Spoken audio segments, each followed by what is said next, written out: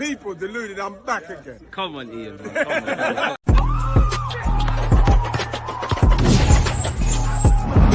You always just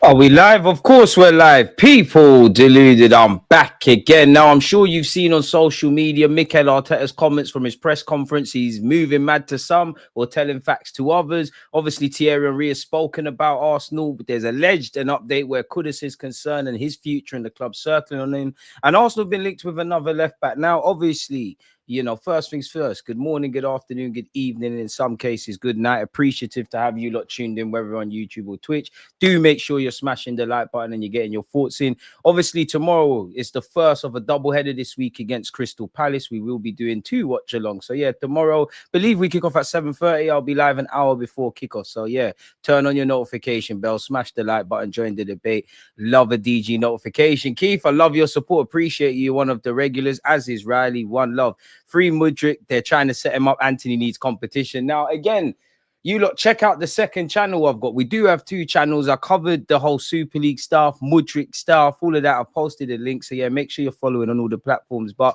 what I would say to Mudryk, you know, only you would take performance-enhancing drugs, allegedly, and somehow still be shit at football in terms of, you know, your future at Chelsea, which speaks volumes of his decision-making, really.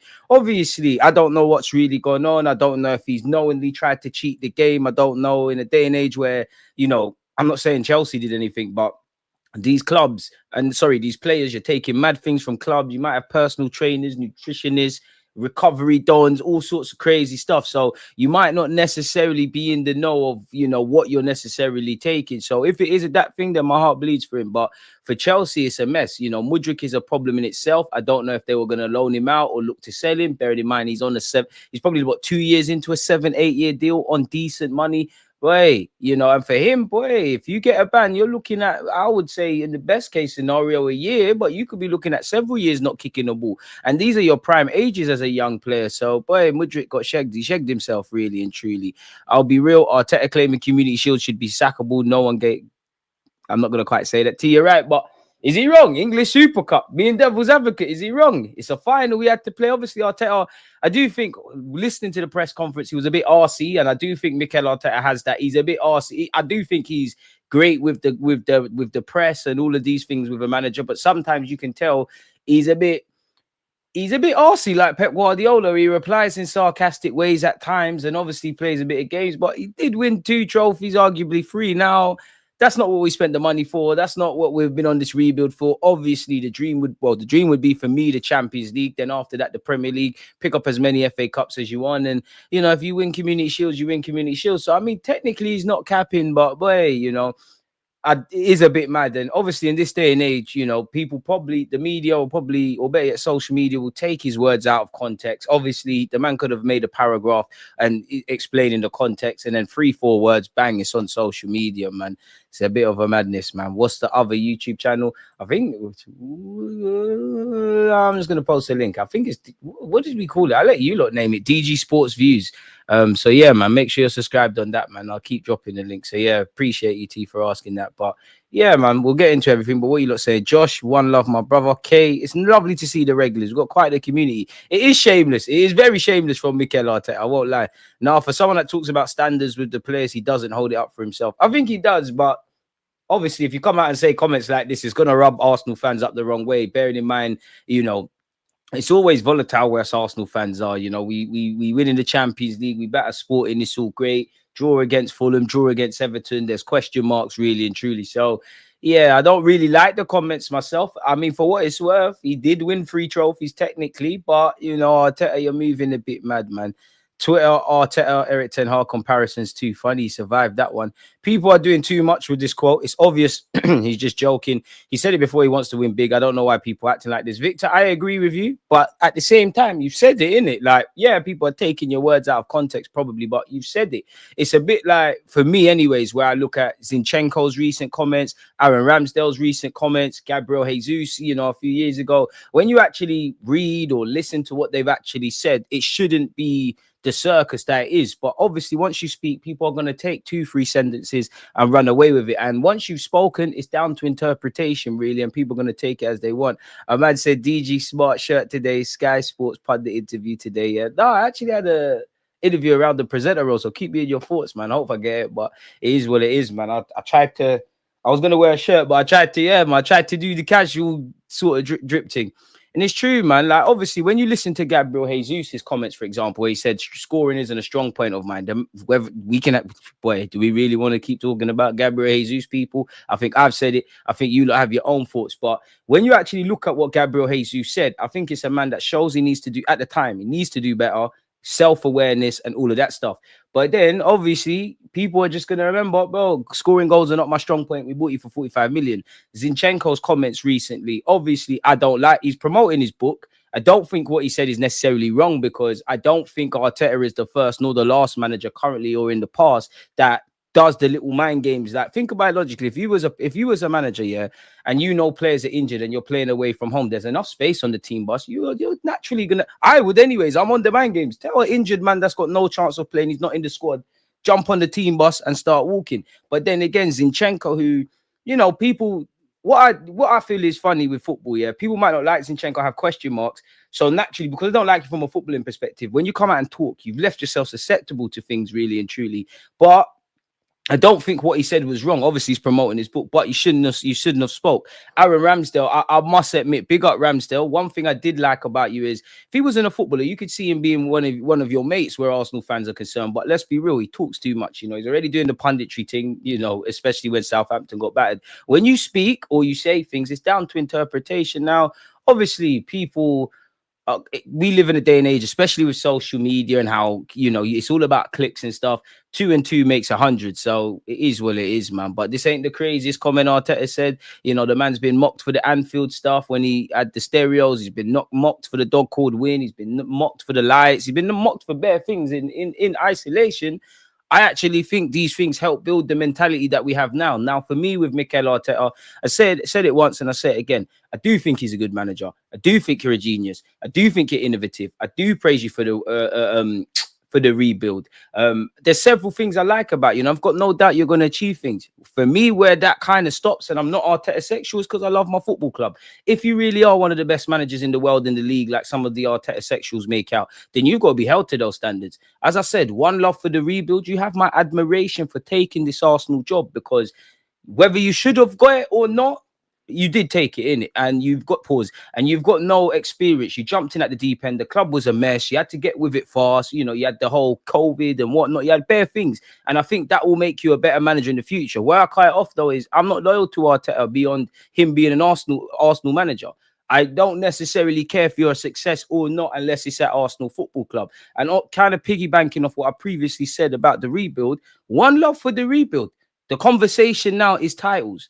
Now, I do think, you know, with every draw, with every win, with every defeat, it gets white and black, and yeah, the man needs to go, etc. Reality is, yeah, every time Mikel Arteta gets close, and we're probably going to be further than we was in the last 2 years, every time he gets close, the question is going to get bigger. Can you get us over the line? For me, I kind of have mentally checked out from this kind of stuff where Arsenal are concerned. I love my club. I want to win a title. You know, I try and find positives when there's every reason to be negative. I wouldn't say I purposely look for negatives, but when we win and it's good, I look for areas of improvement. But you've got to win a title. You're not going to leave. You signed a new deal before the ball was kicked. I don't believe for you, for Edu at the time, for the Cronkies, if you truly, I do think Arteta wants to win a trophy. You're just going about it the wrong way.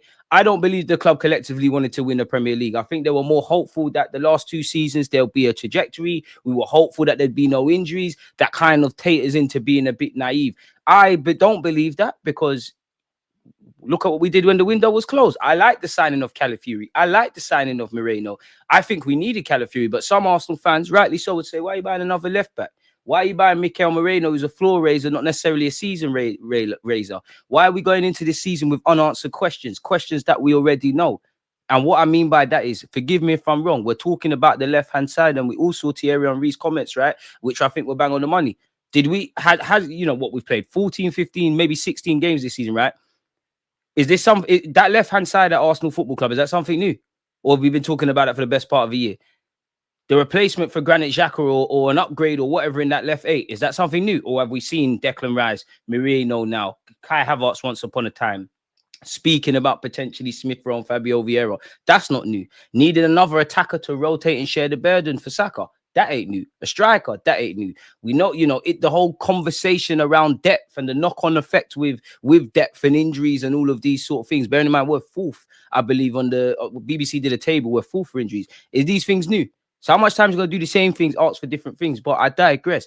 I think the club would like to win a trophy. For what it's worth, break that off a bit. I think Mikel Arteta and the players want to win a trophy. My question for them is, are we going about it the right way? And I think Henry made some very interesting comments about when you're down to 10 men pushing for it, because I think it goes two ways. There's been times where we've drawn or lost or been down to 10 men or whatever, where you do think, what if we went for it? But in the same way we've got draws, we could have got losses. But I do think there's some truth in it. But yeah, going back to the main point, nobody can tell me September the 1st, September the 2nd, whatever it is, when the window closed, that was a window to think, yeah, fine margins are getting closed. We finished 2 points off City.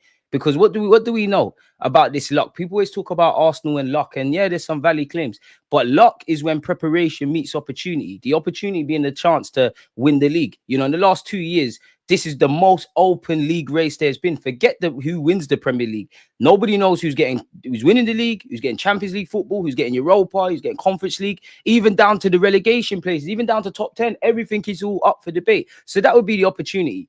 Did we have the preparation? So when they meet to take advantage of that? No. For some reason or not, Chelsea are flying. They're in the conversation. This is what they did to us the first year. They're in the conversation 100%. Liverpool are at the top. They're in the conversation. Even though City are losing and dropping points week in, week out, they're in the conversation. And we look like we've regressed, really and truly. I might change my mind, and I'm not trying to be negative, but everybody that follows me, and some of you have been following me for a regular basis, defensively, from the start of the season, give or take with the Wolves game, I've said we've dropped off a cliff. We all know in the final third and open play and all of that, which is not something that isn't new as well, that, you know, that's been an issue.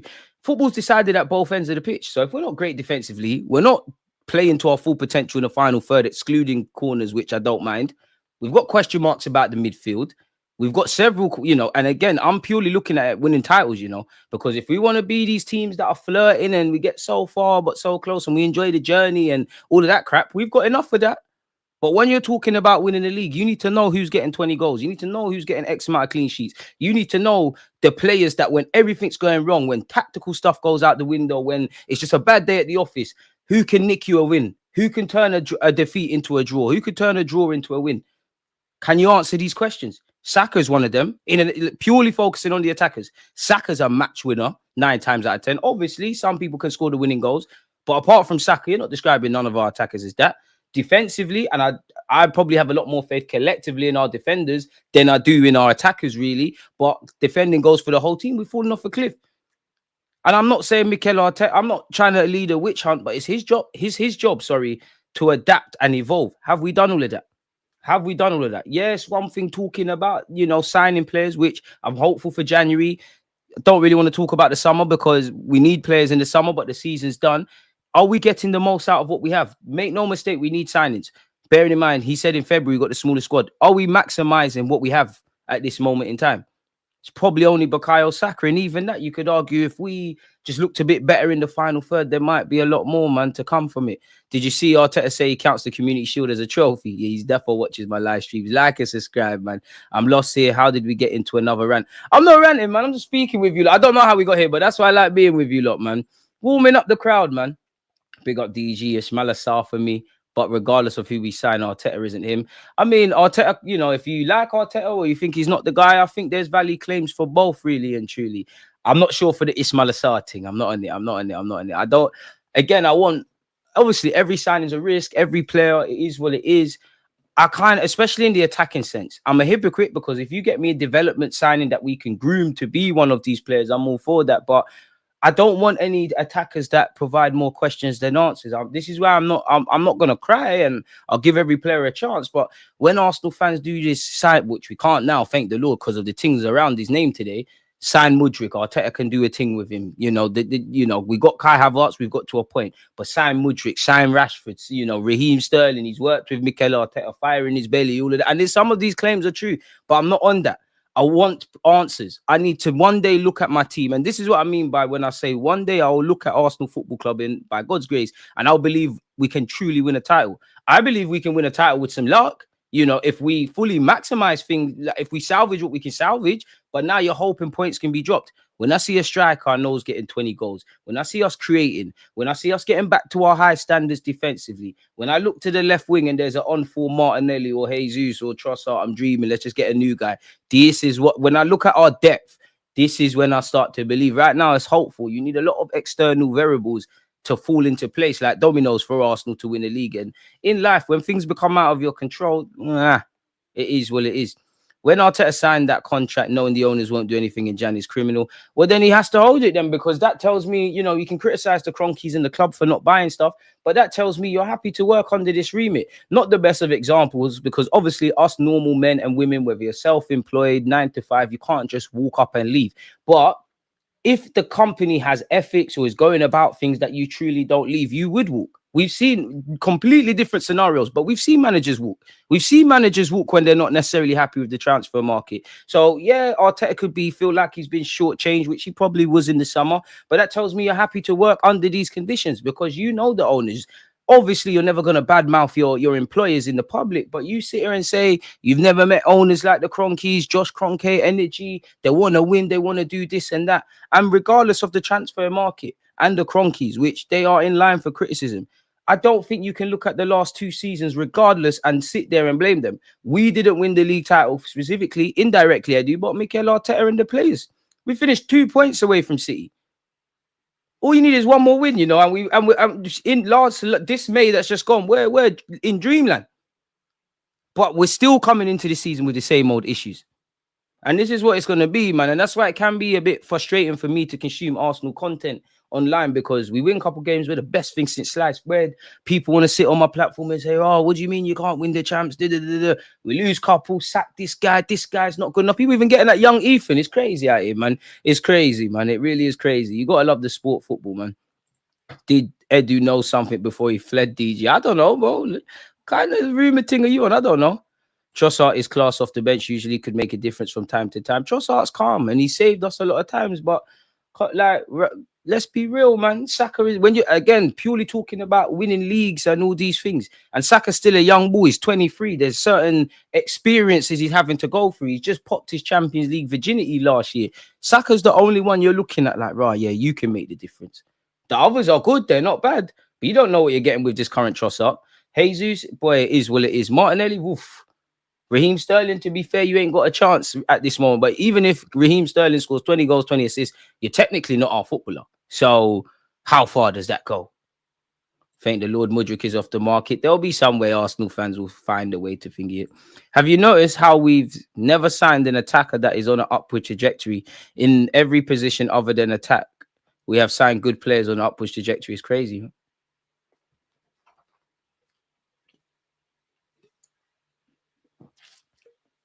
Damn.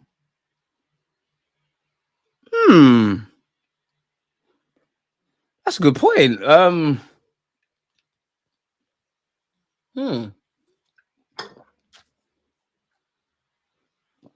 You could force it and say Martin Odegaard, but at the time, respectfully to the captain, it was a bargain bucket thing. There was a player that needed, a bit of love, forgot how good they were, needed a home, needed a permanent home, needed to feel important. At a push, you could probably say Martin Odegaard. But then again, other than that, it's forcing it.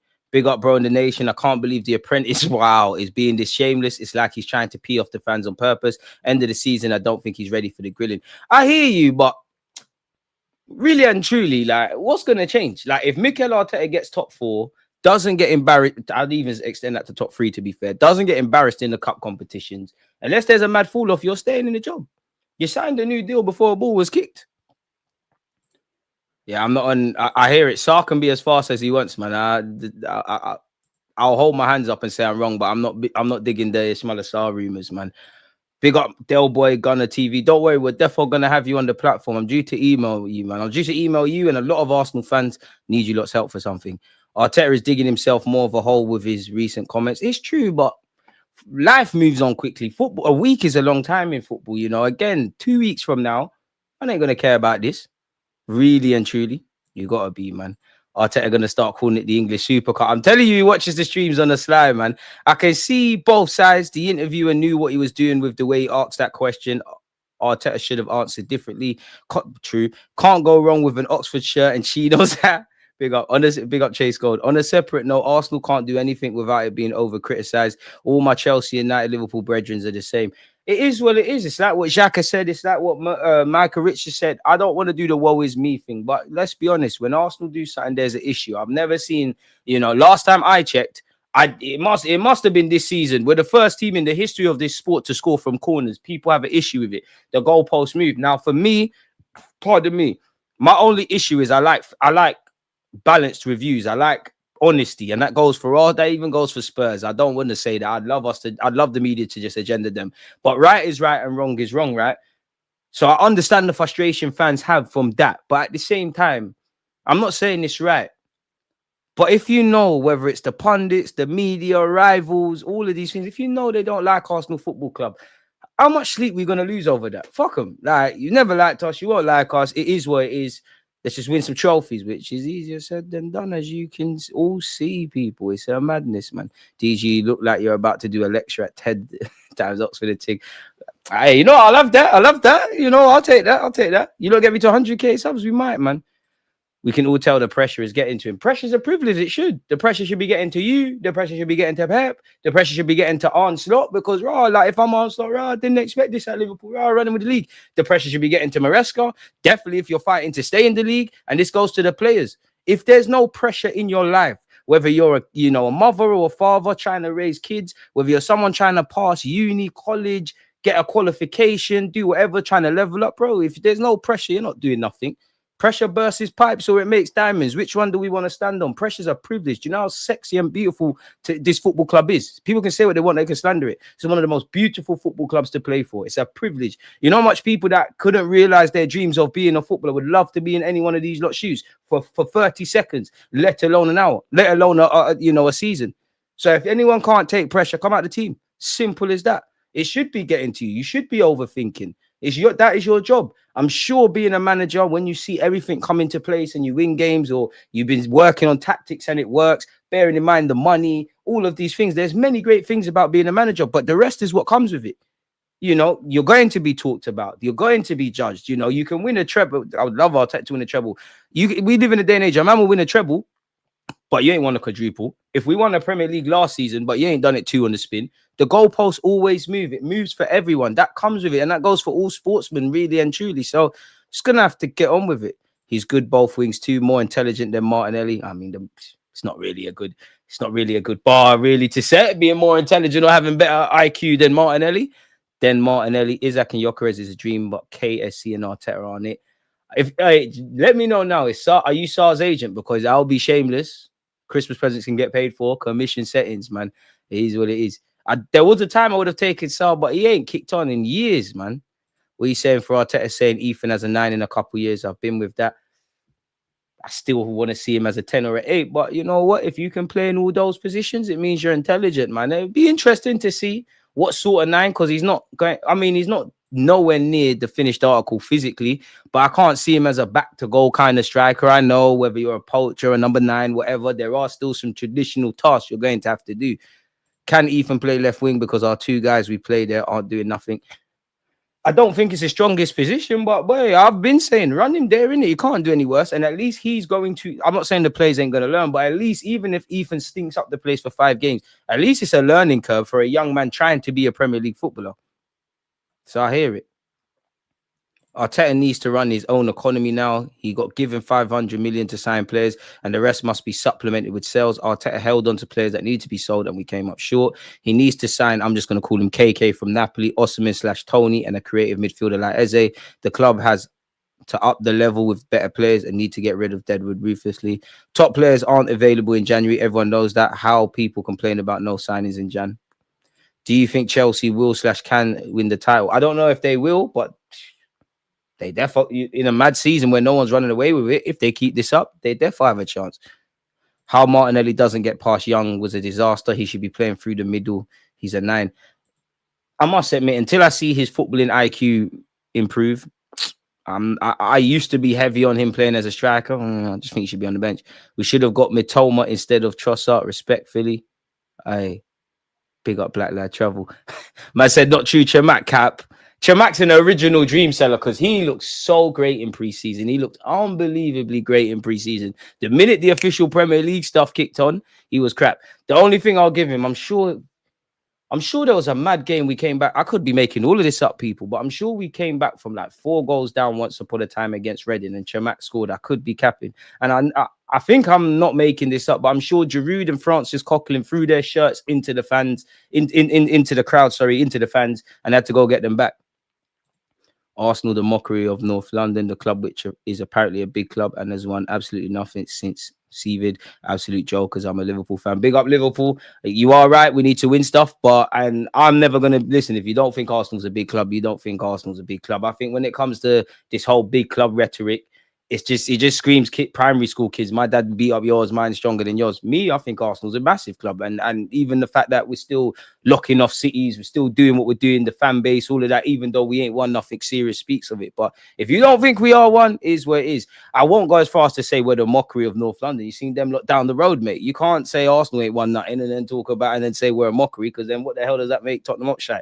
Let's talk about Enfield Town, but fair enough, man. DG looking like he just came back from a boss meeting. I'm hearing boss meeting, sporting director. Allow me, man. I used to wear this on stream with you lot all the time. You know what? We're getting back to this. Man said The Apprentice. Well, go on, Deluded. Big up every time. Right back at you.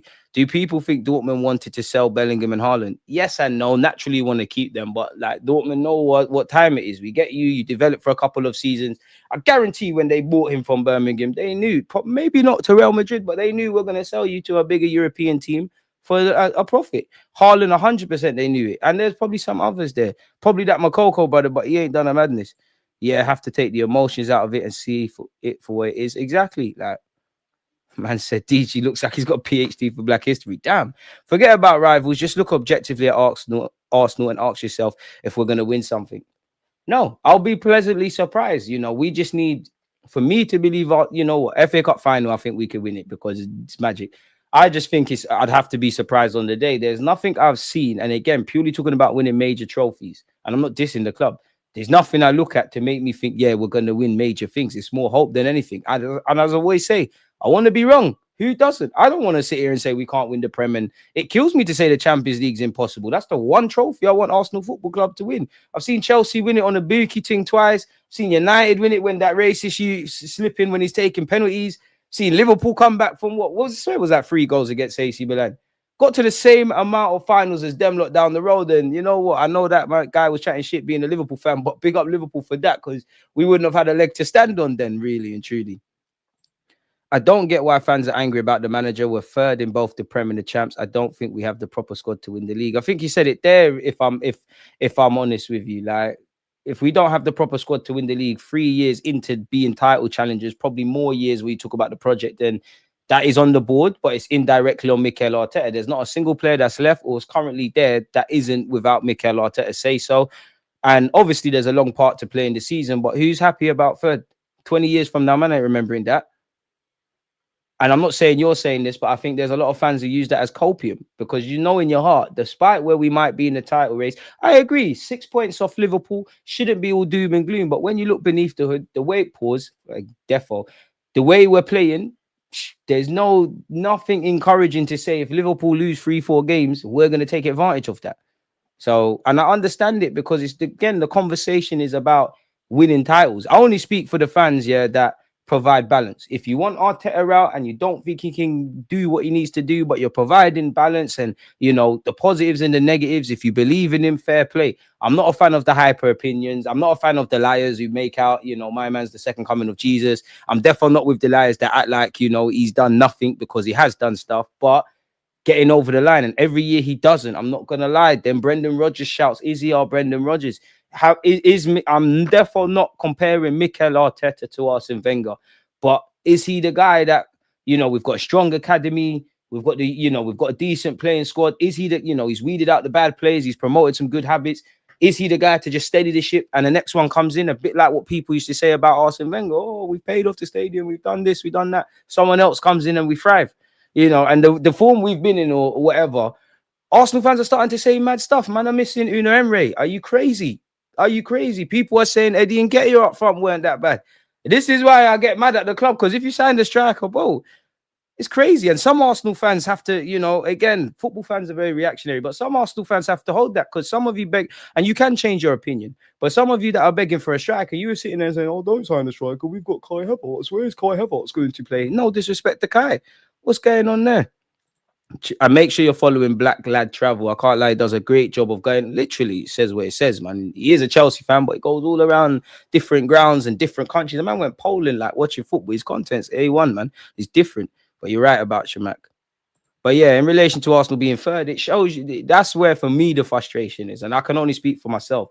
There is a base, there is a foundation. And I genuinely feel as a club, and specifically Mikel Arteta, I can't really say we've done the hard part, because you could argue the hard part is, smash the like button, by the way, people. The hard part is winning a Prem, winning the champs. But to me, it feels like we've done the hard part. We've got good, maybe not so much now, but we've promoted good habits. We do have a better mentality. We've done a lot of stuff. We've done all the hard, weeding out the players, sorting out contracts, actually having some sort of identity. Even though we get mocked for corners, you've got to be good at corners for that. It's like we've done the majority of the hard stuff. The one couple things that need to be done to take this where we need to, we're acting. Like, I know football isn't as white or black, and I know the club probably tried to do this and do that in the market, but how far does that go? If I want to be an ignorant fan, I don't care what you tried or not to do. If you try and win a football match and lose, there's praise and criticism. I don't care what you tried to do in the market, because we've heard this for a few years. It's what you've done. I don't know, man. DJ, I got a trial for West Brom's under 21s. Is it worth it? Not sure there's a path. Big up yourself, man. Message me, man, because I'd have to know your full context around that. What I would say is you have to ask yourself, where are you at currently? Where are you at currently? I'd say, where are you at currently? What other options do you have? What's the coaches like? And if there isn't necessarily a pathway, get yourself. You could argue that's the wrong club, but can you just get yourself on the circuit? Can you learn what you learn and then cut? And football's a weird game, man. Sometimes luck happens. You might not think there's a pathway, God forbid, because I don't like people being injured. You might go into under 21s training one day. I don't know. Let's just say you're a right back. The first team have an injury crisis. Their two right backs are out. They want to see something in training. You go train with the first team. The manager likes you. You're on the bench. You play. He's got faith in you, and life can change very quickly. So it all depends. I'm realistic, to be honest. EPL and Champions League are a stretch. I'm hoping for the league and FA Cup double. But Ashworth played a pivotal role in Brighton scouting new talent and has a strong focus on creating pathways for academy players. So I think he needs to be top of the list to replace Edu. But then there's Mongchi with his ability to maximize our resale value and overseas recruitment network. I mean, it seems like he's got a lot of power, Monchi, at Aston Villa. So is he going to be in a rush to change his situation? I hear what you're saying about Ashworth. If he wants to kind of focus on the academy, I'm all on that. But if it was up to me, I want Luis Campos from PSG. I know it's not going to happen. I just think if we're not, obviously I know people, but we've shown we can, when we want to play, whether we've got them or not, somehow there's money in it. Whether we agree with it or not, 65 million on Kai Havertz, 100 million on Declan Rice. Did try to get Caicedo, did try to get Mudryk, did try to get Vlahovic. So, there is money. But if it doesn't work that way, can you go over not necessarily the stars of tomorrow, because we don't just want to develop youth again, but you look at the players that he's developed at Monaco, the Mbappe is not the best of examples, but the Mbappes, the Bernardos, the Fabinhos, list goes on. Lille, Osimhen was there, Rafael was there, Gabriel Magalhaes was there. So as much as, people always sit there and say, oh, there's no value for market, the level of player isn't available. So if they're not available in terms of the household names, go and scout someone. Because realistically, I'm not saying I'd be happy with it. I would love a Mane, like a Mane type player or whatever, someone that's going to get double figures presently. But we've got no real other options on that bench. If there was like a early 20 winger that might not have that added level of consistency but can grow into that, bring that in then. Because what are we going to do? Just keep leaving ourselves short? To be fair, Suarez and Kante wouldn't be here. Omar Marmoush or Latoro could do the job if Gyökeres is off the market and to another club. Oh, I'm not sure. Which Sar DG? Milan Sar. I lie it, man. Rice has been horrendous. Why does every player that Arteta gets eventually decline? Look at Jesus when he first came and now look at the state of him. To be fair, I actually think Jesus' issues are of his own back. He got injured. There's no way Declan Rice has been horrendous. I'm sorry. Nah, bro, not his agent, just a Kenyan. Rooting for my Senegalese brother. Could be the next Mane. Slide them brown envelopes. I bring me. I'm on that. I hate having a coach that makes players look better than they are. Means people are, I think you mean not honest about players. I'm not sure what you're saying there. I knew I weren't making up the trim acting. So there you have it. There you have it. Appreciate the super chat. Lookman would be a good signing, can play left wing or as a striker. Big up Lookman because he won Africa Football of the Year. I must admit, whether it's Kudus, whether it's Nico Williams, whether it's Ademola Lookman, bring something, man. DG, do you think the squad is lacking or is it our style of play? I actually only think the issues, unpopular opinion, I only think the issues are in the final third, which, you know, I guess it rings true that the hardest thing in football is to score goals. I know I'm going to be a hypocrite and we've fallen off a level, in my opinion, defensively, but I think we can get back up there. I think in midfield, you just need an 8, and then Mikel Arteta, you can do what you want. I think it's just the final third. So I wouldn't say there's an issue with our style of play per se, but the last 20 meters, as Arteta keeps saying, clearly our squad's lacking. Clearly our squad's lacking. We ain't got enough numbers. We ain't got enough difference makers. There's not a specialist up front. We're kind of winging it. And if we're not winging it and this is what we amass, issues, it will be 9 points. So yeah, 9 points in December is doable. But again, the way we're playing, we're not going to do that really and truly. And as I keep saying, and last week rang true, it's all fun and games talking about City dropping points and Liverpool dropping points. You need to be there to exploit such. Because you could argue our players are younger. They should be a bit more hungry to want to win a league title. But you look at the Liverpool players, experience is overrated, but it can't be overstated. They've got that. They have that. And you could argue, you know, you look at Van Dijk, you look at Salah, you look at Robertson, some Liverpool fans talking about replacing them. They're near the ends of their career, so they're even more hungrier, really and truly. Maybe that's why they're pushing to, obviously they're at home, Anfield hype and all of that. That's maybe why they're pushing for a draw. And I'm not necessarily, I would prefer us to have done the courageous thing like Liverpool for the draw against Fulham with 10 men. But whether you're going to big them up or slay Arsenal for drawing against City, at the end of the day, both teams got a point in that, really and truly. Sometimes I ask myself how I ended up as an Arsenal fan. But blame Thierry Henry. Arteta lost some good academy grads that would have been useful for us right now. Look at Amari Hutchinson. Amari Hutchinson's flying. I wouldn't look at selling Martinelli just yet. Get rid of Trossard because he stinks up the place when he starts.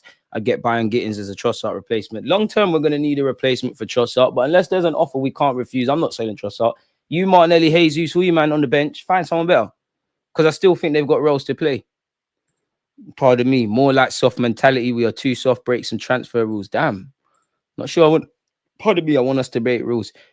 Havertz may very well get 20, but it'll be in the games we win at the counter. Again, I hope Havertz is going to play enough games to, in theory, get 20 goals, but Havertz ain't scoring no 20 goals. And I'm not even dissing him.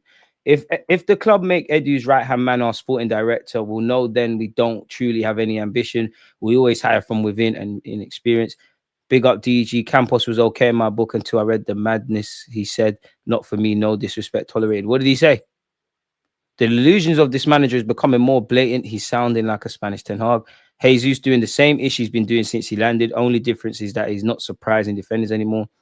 DJ, I always wanted to ask, how did you start watching Arsenal? Start watching? I just always liked football, and obviously, for me, Arsenal was very identifiable. Obviously, you know, I loved the Ray Parlers and the Bergkamps and the Perez's and these kind of guys for Arsenal. But I'll be real, like, this is why I'm a big fan of, regardless what you look like, it's important to see people that look like you and whatever. There's a bunch of black players. I'll be completely real. Ashley Cole was there, Vieira, obviously Thierry Henry, the list goes on. I was like, right, like, this is kind of saucy. Canu and them, man, I'm all for it. Arteta defending his dead trophy record. We're going to get into that in a sec. Bring me Gittins, Lookman or Carver. We can't secure all the points we're supposed to. No point talking about other clubs. Chelsea are ahead of us. Let's have some shame.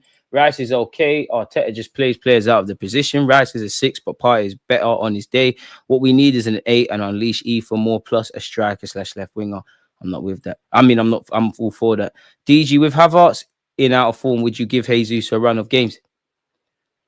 I mean, I'm a hypocrite because naturally you want to try new things, but nah, man, not like maybe if Gabriel Jesus was the same Gabriel Jesus or even a couple percentages off what he was before his injury. But like, if you're gonna get in the team, you're going left wing. Like, and this is not me defending Kai Havertz. I just think Kai is up there in terms of what he offers us, and Jesus is down there. I'll be real. Like right now, with what we've got, for me, Kai Havertz, 9 times out of 10, you're gonna start up front. 9 times out of 10, I'm gonna pick you over Jesus. Of course, form can change things, form can dictate different things, but yeah, man, like I believe a lot more in Kai Havertz than I do in Gabriel Jesus. Of course, you throw them both for football, would rather watch Gabriel Jesus. Got more ability, technical, all of that. But the limited tools in comparison to Jesus that Havertz possesses gets a bit more out of him. And let's be real, Havertz has been a lot more reliable for Arsenal Football Club than Gabriel Jesus ever was. Yes, he did his thing against Bayern Munich. He did great in the community in the first 6 months. There's been a couple of times he's had good games for us, but Havertz has done it for longer. Like, let's be real, man. Havertz is so much more functional than Jesus up front. It's the one thing people cannot admit about our striking options. And that's the issue. If I'm saying Kai is the top done here, if I'm saying we fall off a level if Kai is not up front, again, to do this challenger thing, that's great. If you want to win the title, boy, the hardest thing to do in football is scoring goals. And I said this last year, yeah, we got 90 goals. The goals were spread out and whatnot. But when you broke it down, not criticizing the goals from set pieces, keep that. Kai did it for half a season. Trossard was a bit, volatile with that. Saka's the only one that had some sort of maintenance in that. Declan chipped in. Odegaard chipped in. Is where it is.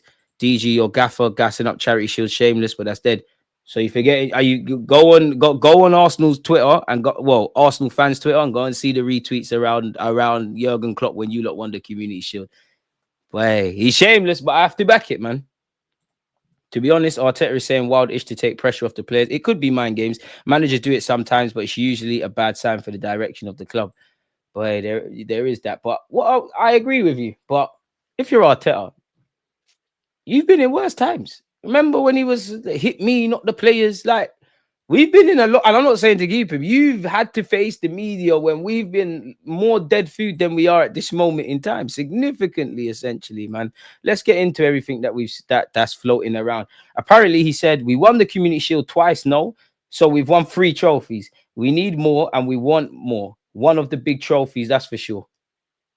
So fair play. If you're going to kill him for the first sentence, you have to allow him for that. But it is a bit shameless. But he is right. 2 English Super Cups and an FA Cup, which, yeah, I want to win the Premier League chance. But the FA Cup's the longest the oldest cup competition. So I got to back my gaffer. I don't know who's listening. Arsenal fans, we know the truth. Any outsiders that are listening to this live stream, I'm not going to give you the satisfaction. But yeah, between these comments from Mikel Arteta, Jesus when he says he don't like scoring, Aaron Ramsdale when he said he can't concentrate, Zinchenko doing a Bedina with the book. You see, Arsenal were a bit chatty, man, and we're saying the wrong things, man. But yeah, it's coming up to 5 years now that you've been in charge of Arsenal. You've turned them into title challengers, but it's still only that one trophy in your first season. He then said, well, the Community Shield twice as well. No, so he's probably being a bit sarcastic and mind games, man. He's probably just doing up mind games. He did say on Ethan and Odegaard potentially playing together, he can play right attacking mid, left attacking midfielder, right winger. There's another position that I think he can develop in a few years' time. 9. To be fair, when he was asked a couple of weeks ago about Martinelli, he was not that specific. This is what I said. Sometimes you've got to read. Sometimes you can't take too much in what Arteta is saying. Sometimes you've got to read between the lines. I mean, if he can play as a false 9, I don't want to compare him to Foden, but I see Ethan in that way. Like, Foden's a 10 or an 8, but he can play all about the place. I'm all for that. My one thing I would say is I would say, yeah, I want him to play right wing if Saka's not there. But like somebody asked, and like I've been saying for the last few weeks, bro, run him left attacking midfielder then. Run that. Yeah, there's more experienced man than him, and I get it. There might be, away from the players' form, tactical reasons or whatever for why you're playing them ahead of him. But from what I'm seeing of Trossard, the illusion of Jesus, you clearly don't rate Sterling. Martinelli, don't know where. I love Martinelli, don't know where we're at. Run him there. And you are right. You are right. We have seen Smith Rowe as a false 9. Let's hope if we get to a European semi-finals, we don't play Ethan as a false 9 like we did Smith Rowe against Villarreal. Didn't really work out. Wrong time to try things. Team news, he said, not much. Declan is fine. We'll make a decision whether he's available or not. Mind games, he'll be there. Zinchenko and Calafiori will be out for the squad tomorrow. So there you have that. Happy birthday, Martin Odegaard. He's turned 26. Gabriel Jesus has shown that he can score in certain places, people. He's confirmed on his Instagram that his partner is pregnant with their second child. So it's at least off the field, you're scoring goals. You know, at least you're not busting blanks then. But I'm surprised you got pregnant with your conversion rate, to be fair. And, you know, again, let's not overhype it, but it's nice to see the 14-year-old Max Dolman, very talented kid, and Ethan in training, the stars of tomorrow, man. But let them develop. Apparently, William Saliba was the only Arsenal player to make it into FIFA's 2024 World 11. So we're going for my man. Where's Saka? It's cool, though. The only reason to play Ethan as a 9 is because he's the most convincing shooter in training. It's true, but false 9, that just means you want him to drop in midfield. Maybe Havertz starts in midfield and he runs there. Dolman looks as old as Ethan. I really want us to replace Jesus with Jonathan David, replace Havertz with Gyökeres or Isak. Unpopular opinion, I want a striker, but I still think Havertz can be part of the squad. Big up yourself, AFC Max. So yeah, man, no, big up Gabriel Jesus, man. Big up Gabriel Jesus. Gal leave, man, for not being able to get them pregnant. So at least you can score in some places. It's just not where I want to see. Let's see if we've missed anything with Mikel Arteta. We've gone over the right stuff. On if he'll make wholesale changes. Anyone reckon we'll see Raheem Sterling start? Because on one hand, there could be rotations, but you've got to respect Crystal Palace. You've got to respect the cup. We're in the quarterfinals and we're in no position to be throwing things because we don't know what the champs is saying. We don't know what the Prem is saying. FA Cup, we've got United. That can go either way. I'm not sure. Does he go with a strong team or is there slight rotation? Because surely it's only now that you could see a Ethan start, maybe a Sterling. Wouldn't surprise me if MLS starts. That was probably the only positive from last week in the 2 games, really. Or the only positive thing from the week in that he got 2 starts and did well. He said, we'll decide that in the morning in relation to how the squad is. Obviously, the relevance of the match and where we are in the quarterfinals. It becomes a very important match. We'll decide the best team to win it. I mean, Arteta, boy, just pick up as many trophies as you can. You know, the goalposts will change and deservedly so. This was not the main target. But, you know, if you go silverwareless, in May, they're going to talk. I'd rather them say, oh, it's only the League Cup or whatever. Because we all saw how shameless our United supporting friends were. They cut Arteta's charity shield comments from the transcript. Sterling, Jesus, Saka front line, Ethan, Moreno, Partey midfield, MLS, Gabriel, Kivior, Timber backline. I'll be surprised if he changes the team from the Everton game. So will I to a degree because it's a quarterfinals, but then it won't surprise me. And then when he comes out and says little things like Odegaard, he alluded to Odegaard's fitness. Obviously, he alluded to Rice's fitness. There's probably, you know, a bit of niggles in the squad. I actually don't know. I really don't know what he's going to go with. If I had to guess, and I'll probably change my mind when this live stream ends, David Raya in goal. Neto can't play.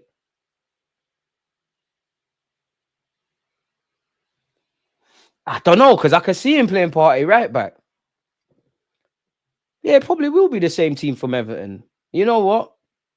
Lewis Skelly left back, Timber right back, the 2 centre-halves in Saliba and Gabriel. You know, Kivior hasn't really put a foot wrong. Raya in goal. This probably be more changes. I want Partey and Rice, but that means Rice in the 8. But I think it will be Moreno, Rice, and Odegaard. Saka obviously on the right-hand side. Havertz up front. I do think he might... do you know what? I think he'll start Martinelli, you know. I think the left-hand side is where there'll be a change, if anything. Does he give Gabriel Jesus an opportunity? Does he go with Sterling? Does he go with Ethan? You know, does he go with Martinelli? But then I think he might do something random like Havertz on the bench, Jesus through the middle. Honestly, I don't know, man. I don't know. Let Saka rest, please. I hear that, but it's a quarterfinals, man. I'm sure Saka wants to play. Saka's got to play tomorrow for me. Like, you've got to play. In an ideal world, with the greatest of respect to Crystal Palace, who their old manager's playing a bit coy in relation to fitness of players, Saka's got to play, bro. I'll be real, if it's a quarterfinal. I know, for example, the quarterfinals and the Champions League quarterfinals are very different. But would we be saying Saka needs a rest if this was a Champions League quarterfinals? Just play your strongest team, man. Rest for what? Win the game, score 3-4, and then you can come off. Ethan, MLS, and Moreno to start in midfield. I don't think he's going to go for that in the quarterfinals. Mikel is shameless, just like us. But he also says he has 2 goalkeepers competing with each other when he had Ramsdale, so he doesn't tell the truth. It's true, but managers got to be liars. I'm not backing Arteta, but managers got to be liars. And I think anyone that understood football, and I'm not saying you don't, of course, or anyone here, because you're rocking with the most balanced YouTubers, smash the like button, people. You all knew it was cap with the goalkeeper thing. Obviously, you have seen some clubs play 2 goalkeepers and quote unquote rotate their goalies. We knew it was cap from Mikel Arteta when he's like, I got 2 goalies, I'll sub my goalie off at half-time. Mind games. David Raya was your one true love. Breaking Rashford news in relation to what? Rashford gone. What's happened with Rashford? Has he agreed to move somewhere? I mean, he's always in links and whatnot. And it seems like Amarin's cutting, making him cut. What's this Rashford stuff? Because I think I do have some Rashford tabs. It's not to Arsenal, is it? By God's grace, it's not. What is it in relation to Rashford? He came out and said he's leaving. Are you capping or not, man? Like, where are you seeing this? Like, nobody's answering the right questions. Where are we seeing this?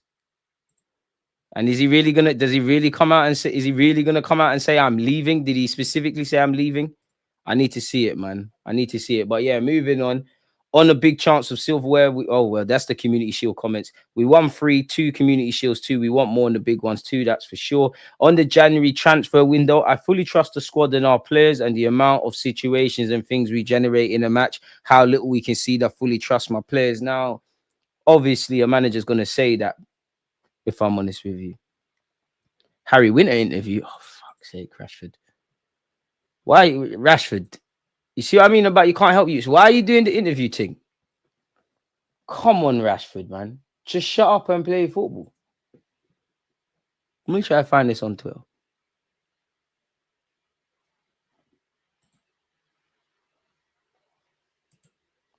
I mean, it's probably music to some United fans' ears. And that, come on, surely Amarin has had a conversation and told you where he sees you in the squad. Damn. I can't lie. I don't think it's cap. You know, I don't think it's cap. I don't think it's cap. Let's go over Mikel Arteta's press conference and then we'll carry on we'll look at that, people. On what kind of game to expect against Crystal Palace. Obviously, he's going to say it's very tough. It is a cup. Obviously, he's going to say we want to win a trophy. On us wanting to score goals, the frustrating part is that watching it back, all the incredible things the team does and still not get the reward of the 3 points. Looking back at other games in the league and our margins were 10 times bigger than many other teams that have won that day. But this is football. At the end of the day, what we have to do is put the ball in the back of their net. You reckon? And then we don't have that issue. What the team is producing, the way the team dominates the game, there's very little to say. On the balance of tomorrow's selection, we have managed the squad in the best possible way to make sure everybody is fit and available, feels part of it, and is ready when the team needs them. If we have to make changes, I'm sure that the boys who come in will have that and the others will play as well because of the numbers. Fair enough. On how he feels about the narrative of the team with stats saying we're scoring less, very different to that. Obviously, the depth of analysis, that's what I'm hearing. On if the players are prepared for Palace to sit back. They've got to be. It happens all the time. I mean, this is a lot of tosh. We've gone over the January window, but they asked him again. It said it will depend on what player it is, the value of that player, if there are any other movements in the squad or not. So it's very difficult to answer. On how Mikel will celebrate 5 years in charge. I don't drink wine, but yes, it will be a special day. Obviously, 5 years in this job, especially the size of the club that we are, is a big thing. So grateful. So yeah. On if there's a reason Raheem Sterling didn't come on against Everton, no. We've gone over the Ethan stuff. On which position he thinks Ethan could develop into 9. That's interesting. That's interesting. And what qualities Ethan would bring in that 9 position. When he's got the ball in front of him, he just looks at the goal. He has tremendous ability to put the ball in the back of the net. I mean, young Ethan, you might as well be a part-time coach. You'll definitely make so much money with Gabriel Jesus, Martinelli for starters. Let's see this Rashford stuff. Now, it's not all to hand, but apparently with Henry Winter now, it's going to be that group chat, Man United must be quite awkward. And it also must be quite awkward going into training the next day, really. But if the manager don't want you. And let's be real, like, if Rashford wasn't Mr. Man United, wasn't the man who's come from the academy, if he was bought from Spain or were just some average Joe, in that regards, nobody cares. This don't get energy. There's bare guys that are going to meet the sword with Amarin in that regards. Pause. For me personally, I think I'm ready for the new challenge and the next steps. All of his words were prefaced with the respect for the club, which has been his home for almost 20 years. When I leave, it's going to be a no hard feelings. You're not going to have any negative comments from me about Man United. That's me as a person. If I know that situation is already bad, I'm not going to make it worse. I've seen how other players have left in the past. I don't want to be that person. When I'll leave, I'll make a statement. It will be from me, from the heart, as always. Will I be a red? Yes, 100%. Sometimes you need to get out of your environment to grow. Now, I can have all the criticisms for Rashford, but you've probably been at Man United from 7, 8, 9. You're now 27, innit? What I would say is leave the chatting, innit? Because you still might be used by Amarin from now to the end of the season. Thierry Henry was quite damning in a lot of his comments. He said, a lot of things need to change in order to win the Premier League. When I see Liverpool play, it looks like they're trying to win it. I see other teams, they're saying, let's not lose it. Shots, really, and I can't disagree. On our predictable attack, no one cares about Jamie Carragher, but Henry said, they will say Arsenal didn't create. What you did is create the choice you didn't take. And that changes your thinking. Now, we can talk about Arsenal's transfer news, but we've got to remember, apparently Arsenal are presently of the view that only injuries or an exceptional, unexpected opportunity will push them to commit a considerable sum in January. Take of that what you will. Don't shoot the messenger. That's what that thing says there. Arteta once again did say in his press conference on making additions in the January transfer window, I fully trust the squad and our players and the amount of situations and things we generate in the match, how little we concede. I fully trust my players.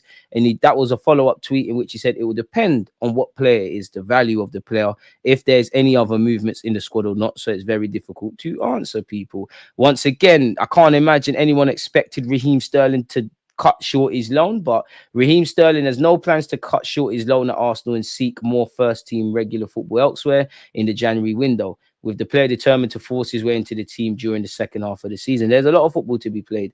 Allegedly, where West Ham are concerned, West Ham are willing to cash in on Mohamed Kudus if they get a big money offer in January, with Arsenal weighing up a move. Yeah, right. However, they would have to sell players to fund the transfer.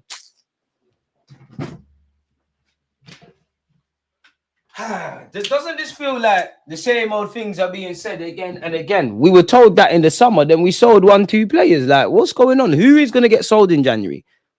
As Social said there, January is a difficult time to do business. That doesn't mean there hasn't been exceptions to the rules, but you have to pay an inconvenience fee. You have to give teams, if you want the big boy star names, you have to pay a point where you can't turn it down, kind of thing, if that makes sense. Then if you're not going to sign them, you got players' contracts running down, players unhappy about football, players, clubs wanting to force players out. What's going on? We went through this. This is what was said in the summer. And who's getting sold in January? Who's getting sold that's generating fees? And who's getting sold in January? Because it don't make sense. Arteta said in February, bearing in mind nothing's changed. We've got one of the smallest squads. What is changing? Because for me, if Kiwior, I don't think Kiwior's a bad player. In the summer, I might shot you. Do I think it's wise to sell Kiwior, Tomiyasu, whether it's injuries, age, whatever, contract running down? Does it make sense to sell Kiwior, Tomiyasu, Zinchenko, Thomas Partey, Jorginho, even Gabriel Jesus, Martinelli? Feel free to interject. I'm probably missing out a couple. Dead. Don't get twisted. I know we're not buying Kudus in January, innit? But I get annoyed with that whole we need to sell to buy, because then come the summer, bearing in mind no one's gonna get sold in Jan. Come the summer, oh my god, got a war chest. Nobody, and even the players on loan, no one's copying Lokonga right now. No one's copying Fabio Vieira right now. Safe, man. Safe. Anyways, Kudus is believed to have an 85 million release clause that becomes active in the summer. So if Arsenal want to sign him before then, they would have to cough up a similar hefty sum. And obviously, it took us a while to get the Rice deal over the line. It's fair to say, if this is to happen, it's a summer thing. Other than that, I'm not on it. What have you got here? Big up UK for keeping me updated with this Rashford thing. It's disheartening to be left out of a derby, but it's happened. We won the game, so let's move on. It's disappointing, but I'm also someone, as I've got older, I can deal with setbacks. What am I going to do about it? Sit here and cry about it, or do my best the next time I'm available? Big him up for that one there.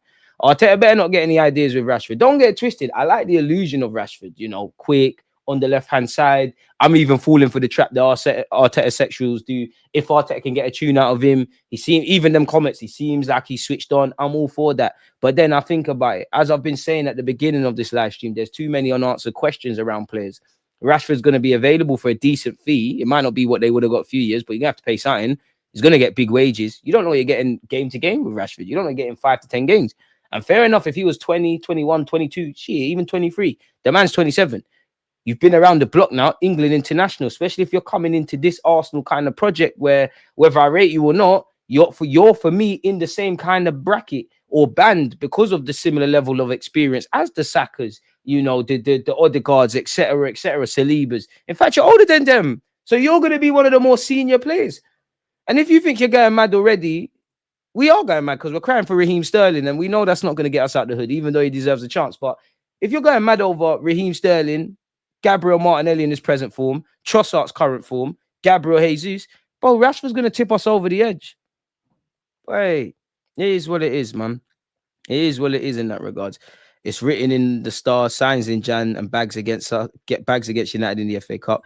Why do we want to sign another player that needs to be healed? Yeah, trust, man. Like, stop the rehab thing, man. Sign some other players. So yeah, and Arsenal won't be alone in the hunt for Kudus. Allegedly, Liverpool and Newcastle United are apparently interested. This has gone as far as to say 90 million. So for me, that feels like a summer thing. Now, the latest rumors have said Arsenal are willing to include Gabriel Jesus in any deal to sign Vlahovic, and Juventus are interested in the Brazilian. But we hear Juventus are trying to sort out Vlahovic's contract. They want him to take a reduction. Obviously, Gabriel Jesus would have to take a reduction, but how much of that reduction is it? Does Jesus want to move mid-season? He's got a good contract in terms of length and wages. Does it make sense unless it's kind of what we did with Reyes, RIP, and Baptista, both swap for on loan? I don't know, people, but yeah, it's mind games. And Chelsea apparently involved as well. The 24-year-old, for what it's worth, has 11 goals in 19 games, which isn't the worst. Tensions apparently are growing for Vlahovic at Juventus. He got mocked by home fans. Apparently, he got into a bit of beef with existing teammates. He did kind of, in my opinion, sneak this Thiago Motta when he played for the Serbian team, people, in which he said, yeah, like, basically, you know, Motta's got him dropping deep and stuff. The Serbian gaffer's making you play as a traditional forward, if I'm honest with you. Apparently, Arsenal and Chelsea are set to rival Real Madrid for Victor Reis. Apparently, Brighton had a bid rejected for him, people. Make of that what you will. Arsenal have been linked with another left-back, which I'm not necessarily against, especially if Tomiyasu potentially, hope not, and gets over his injuries, but Tommy, Kivi, Zini could all be moved on. You've obviously got MLS to play and get into it. Apparently, Arsenal and Manchester City are doing work on left-back Maximine Di Cooper, who's 23, ahead of a potential January deal. TBR Football understands both clubs sent scouts to watch the player in Club Bruges' 2-0 win over Gent on Sunday, people. Apparently, Kivior is still being linked with Napoli. And obviously, we've just spoken about my man. Apparently, he's got admirers from Tottenham Hotspur, Nottingham Forest, as well as Manchester City and Arsenal. So I have to see, people. He's valued at 17 million. So them kind of deals you can see happening in January, people. Apparently, his agent said a player like Maximum attracts a lot of interest without a doubt, also in Italy. For obvious reasons, I can't go into names of interested clubs, but Serie A is certainly a big league. He has to go step by step. At the moment, that is at Club Brugge, and at the right moment, he has to take the next step in his career. The only goal is to reach as high as possible and play for the best possible club. I hear that, but what agent isn't going to make out there's bare interest in their client? It don't make sense. We've gone over the Vlahovic stuff already. Arsenal star pushing for Jan exit. Who's this? Apparently, Kivior is ready to leave Arsenal in January. Don't think it makes sense, in my opinion, to let him go in Jan. Apparently, he wants the Napoli move to, you know, back to Italy. Big club like Napoli. Conte, good gaffer. I hear it, Kivior, but dead. If you wanted to move, you should have done that in the summer. I don't know if you believed you could break in, if Arteta gassed you, if the offers, for all the interest we heard. And that's why I say be wary, because you would have thought Kivior would have left. You know, you heard at least 2 Spanish clubs, probably half a dozen Italian clubs. He's still here. And Kivior, in my opinion, is one of the easiest players to link with a move away. Several players can, but Kivior would be one of those as well, people. I did cover this in the video that came out earlier, but apparently Arsenal are closely monitoring Sevilla midfielder Lucien Agarme as a potential replacement for Partey. Did come through at Solskjaer before signing for Inter Milan. Didn't work out there. Finds himself in Spain, and he's doing quite well, people. They did sign him for 4 million. I'm sure if they want to sell him to a British market, he's going to cost a lot of money, people. So we have to see. Manchester United have put Rashford up for sale and would approve a cut price move in January. Now, obviously, since the time I've obviously got these things prepared and come back home, you lot have updated me about Rashford's interview. Man United are ready to listen to offers for Rashford in January. The Bundesliga would become an option if they were prepared to consider a loan move similar to that which helped Jadon Sancho's career at Borussia Dortmund last season. But Sancho's got a couple of years on Rashford. Like, for me, it's Rashford's IQ. It's probably worse than Martinelli's, which is mad because he's a shit. As I said, Brighton had a bid rejected for Victor Reis, talented centre-back at Palmeiras that we've been linked with. Again, check out my second channel. Again, apparently the Super League has been relaunched and rebranded as the Unify League. I covered that. I covered Mudryk and some other stuff, so do check that out. Hansi Flick is now open to allegedly selling Frankie de Jong. Are we having that? There are some conflicting reports because it says Barca have met Frankie de Jong to discuss his future. They've told him they want to renew him and see him as part of their project, not just lower his salary. The thing with Frankie de Jong, I think you're an Arsenal player, and I mean that in a good and bad way. I think your quality, yeah, there's injuries, but I think your quality. I just don't know if you're the guy. And what I mean by that is in the tough moments for the money you'd come for, if we're in the semi-finals and I'm looking for trench babies, I think you're soft, if I'm honest with you. Now, I could be wrong, but that seems to be the transfer news, people. Obviously, as I said, if you haven't subscribed to the second channel, please do, people. We're a family here, support the thing, and big up you lot who have. And don't forget, tomorrow as well, people, we will be doing the first of 2 watch-alongs against Crystal Palace. But yeah, now I can get back to what you lot are saying. DJ, I don't care if we sign players for Jan or not. Our season is over. Rashford, man, do me a favor. I think Arteta lacks talents. I don't think there's a problem with the system, just saying. I hear it. I think the only system is we're not converting. And if he lacks talents, it's down to Edu or the recently departed Edu, and it's down to him, because when you've had money to buy talents, you've spent money, bro. Like, you've spent money, even this window. I'm not saying I disagree, but devil's advocate, was Marino, he's good for the squad, but was he the number 8 you needed? Did you need to sign Cala? Was there some options that, in the same way we're dissing Edu for not getting targets, did Edu and the scouting network, because Arteta can get things wrong, did they suggest targets that have gone on to do good things or could have been good and you simply said no? Because we all get it wrong. There was once upon a time I didn't rate Isaac. I thought Nico Williams was good but not great. Now I'm very different. I only have eyes for Hato, to be honest. Don't want any other defender coming into the club.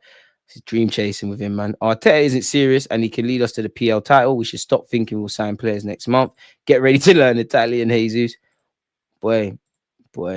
Makes sense to sell Zinni, but his sell alone isn't going to make enough money for Hato. We dodged a nuclear bomb with Mudryk. I can't believe Arteta was ready to pay 90 M's for him. He could have been lit for us, but yeah, man, right now, it's looking mad. It's looking mad. And, you know, assuming he signed for Arsenal and the very same things that have happened for him and assuming he signed for Arsenal and exactly how it's panned out for Chelsea, panned out at Arsenal, boy, we didn't have a player for however long. Anyone that says get rid of Martinelli is deluded. Yes, he's been horrendous, but the kid is a special talent. We need to back him. His ceiling is higher than Saka's trust. I don't know about the last bit, but if we sign Marcus Rashford, then we'll be on a joke. What if we lose tomorrow? Then we're out of a cup, and, you know, it's a further pylon for Mikel Arteta, unfortunately. DG, I'm so tired for players getting injured. That's why I'm avoiding Isaac.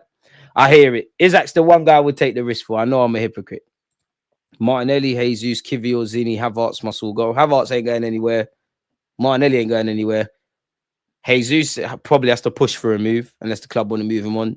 I do think this is Zinni's last season, but that's not set in stone. I do think Kivio needs to ask himself, not even dissing Kivio, like, you're not going to get to the next level, improve with the amount of football you get at Arsenal. You only come into the side when there's injuries and rotations. You need to go somewhere you're going to start and play 10, 20 games in a row. Play, I don't know, 30 of the 38 Premier League games, I'm assuming. You're not going to get to the next level. And one of you lot said this in the chat once, and it stuck with me, and I believe it. I'm not saying Kivio or Fabio Vieira would have gone on to be the biggest and baddest for this football club. And obviously we're at where we're at. But do you think we signed them players too early? Because I actually hear that. I think maybe we jumped the gun. We thought Kivio might become decent. Fabio might become decent. Obviously, we quickly saw that they're not players that you could, well, more so Fabio Vieira than Kivio, to be fair, couldn't be relied upon. Arteta signed Havertz and kept Jesus. He must never have input on another transfer. Damn. You can see there's a player in Kivio. I don't really think he's been given a chance. I just think Kivio needs to show more personality. I think he's a decent player, man, but I just don't think it's going to happen for you here. I think you're at that stage. You need games. Like, you need games. You're not going to get mad games here. And if you're happy with your current role, I'm happy having you here.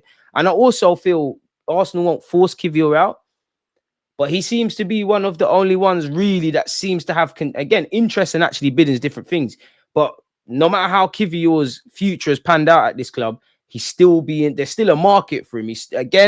I can't confirm if these things are real, but you still hear AC, Inter Milan, Juventus, Bologna tried to include you in the Calafiori deal, Napoli rumors. You know, every couple of weeks he's linked with Spanish clubs. You might be one of the only ones that generate interest. Arsenal might say, you know what, do your thing. But as you said there, you know, Kivio has played left back, but I reckon to a degree. Calafiori's ahead of you. Tomiyasu's ahead of you. MLS probably ahead of you now. Who else is there? Timber's probably an option there. Left-sided centre-back, you're not playing instead of Gabriel if fit. So I think you probably need to cut. Arteta started Rob Holding ahead of Kivior. If I'm Kivior, I'm never trusted Arteta again. Kivior isn't good enough. Timber, White, Saliba, Gabriel, etc. are more experienced. Need to find balance between early and ready to start. True. Take a punt on João Pedro from Brighton. We could do a lot worse than that. Brazilian as well. People ain't deep in why Havertz is being the highest paid player is a big issue. In the future, imagine Saliba and Saka want to renew their contract and ask for more than Havertz. Naturally, they're in a position to get more money, and they should get more money, if I'm honest, but it does create a bit of a snowball effect. Semenya, Lookman, Cunha, João Pedro, and Bermo, there's options we can get in Jan. No excuses, we're desperate. I hear you. Brighton are doing very well. Semenya's a key player. Now, I'm sure he'd want to sign for Arsenal and that, but he's probably on the... I could be wrong, and then I stand corrected, but he probably got a couple of years on his contract. Lookman, I think Atalanta will say, you know what, go in the summer. Cunha, Wolves are in a delicate situation. You need your best players. Same kind of logic. João Pedro, money talks, but we all know Brighton are probably the most difficult team in the Premier League to do business with. And Buemo, do Brighton want to get rid of you at this moment in time? Which is why I said at the start, do you make players available and maybe overpay in January? Or do you be a bit cute and clever and allow your scouts to do it? For what it's worth, though, of the names you said there, there's 3 that jump out at me. I don't know which. I would fancy Mbuemo at the carpet, you know. I hear the João Pedro shouts from some of you. And you can't knock deep what Lookman's doing. But yeah, man, it's worth trying. You don't know until you try in this life. Saliba and Saka are going to get 300k. You have to force it, which is true. United versus Spurs semi-draw along. Yeah, man, we got hella watch-alongs this week. We're obviously going to watch Arsenal, Crystal Palace tomorrow. Thursday is Spurs, Man United, as you said. We're going to watch that. I believe Saturday, 12:30 kickoff is Aston Villa, Manchester City. So we're definitely going to watch that. And then obviously we are going to be playing against Crystal Palace at Selhurst Park. So we're going to watch that. Sunday... I think it's Spurs Liverpool. We're going to watch that. Boxing Day, we're going to watch hella football as well. It's the festive period, man. Watch-alongs, live streams, videos, all of that jazz is coming out. So make sure notification bells are on, people. You're looking at the socials. Make sure you're following on the second channel, man. We got to finish 2025 strong. We're trying to get to 70k next year. Kivior just isn't at the level. Otherwise, Arteta would be rotating him with Magalhaes. He only plays when Magalhaes is injured, which I guess, beyond the obvious, to add further fuel to what you said, it could be right because I can't remember the game, but Mikel Arteta, do you remember when we thought it was concussion with Gabriel? He came out and said, since he's been playing for Brazil, he's had a muscular injury. And we've had to be a bit cute and clever with his emergence in the Brazil side. So probably a bit right. I do say cashing on Kivi, better out there, younger. It's time Arteta starts looking at the academy. There's so much talent. I hear it. But MLS is playing. Ethan's getting minutes. Heathen's been on the bench and that. Nichols has played. DG with the shirt. Dermot, don't join them, man. Quenda at Sporting looks cold. But again, in this day and age, money talks. DG, not only do we need a striker, but a left winger. I hear that.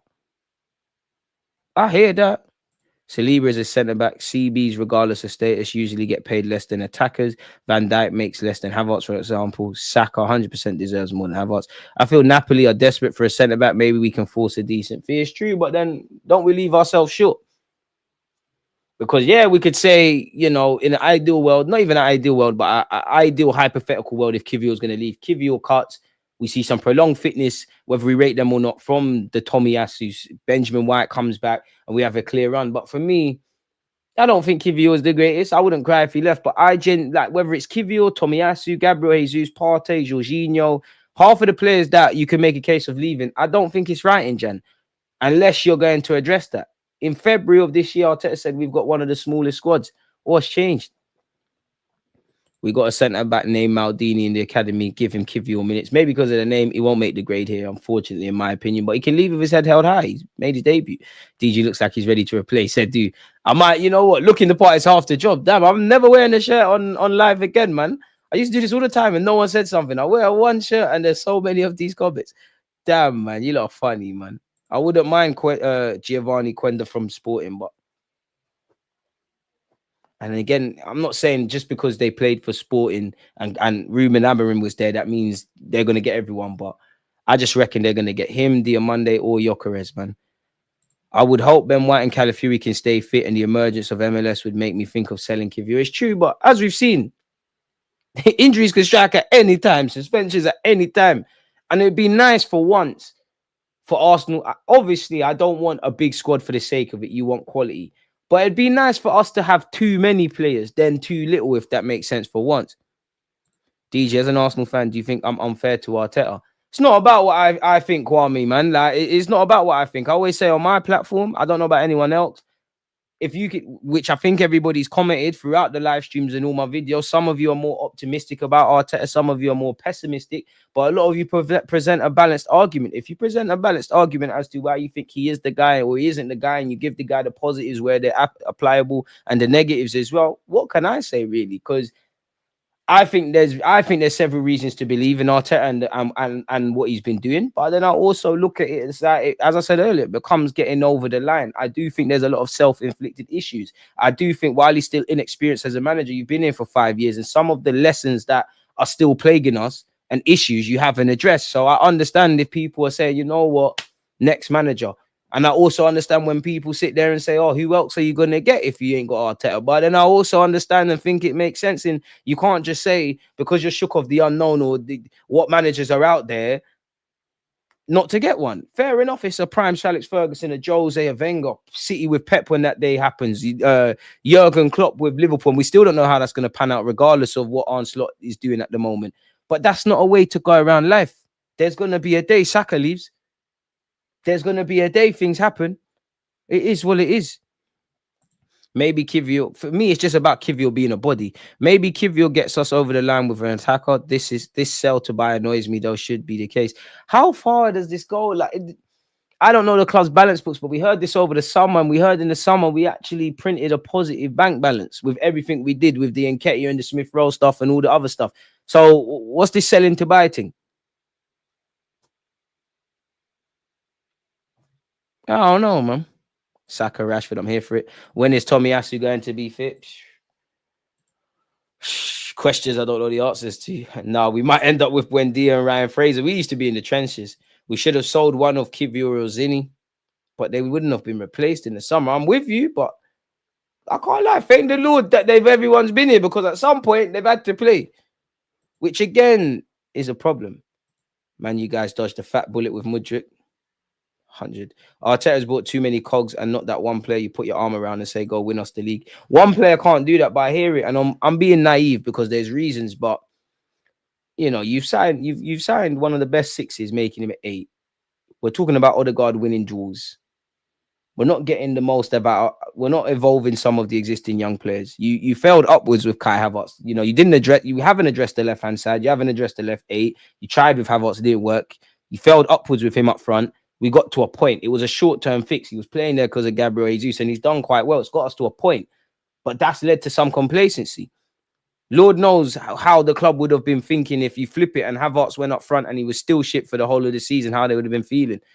I think fans can be aggrieved, but I genuinely think whether it's the depth not being addressed, whether it's, you know, the left-hand side and the 8s and the strikers, and basically all of the majority of the issues we're talking about and are frustrated about, we didn't just learn this in the 14, 15, 16 games we played so far this season. Like, these have been here.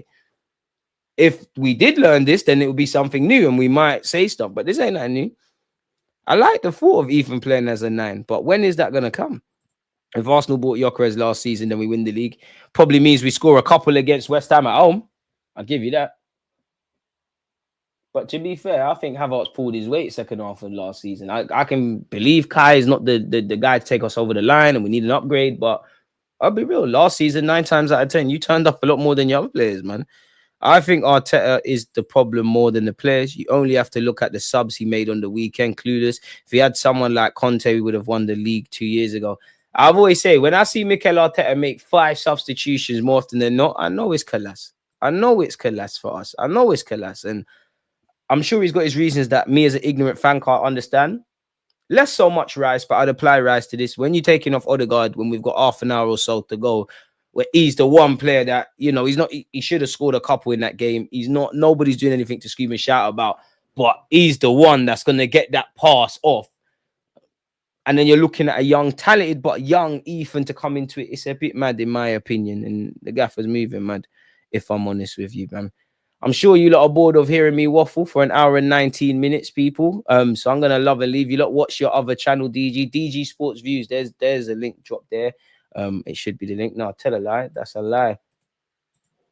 It's here, people. I'll leave that link there before we get out of here. Big up you lot, though, man. You lot's differences of opinions. You lot taking a piss out of me wearing the shirt. I'm gonna start doing it more often, man. Mr. DG, which scheme you selling to us? I wish I was selling you lot a course, you know. I wish I was, you know. You lot are fools, man. But yeah, make sure you're following on both the platforms. Appreciate you lot's banter, you lot's differences of opinions, you lot's conversation. Without you lot, the platform's dead, in it. If you're new here, make sure you're subscribing. If you're one of the silent viewers, make sure you're hitting, you're liking, you're leaving a comment after and whatnot. Again, turn on your notifications. Tomorrow, I'll see you lot at 6:30, people. And you know, every day, if there's not a video, there's a live stream. If there's not a live stream, there's a video. There's something, people. So yeah, you lot stay safe, stay blessed. Peace. Against this right back, Charlie's definitely.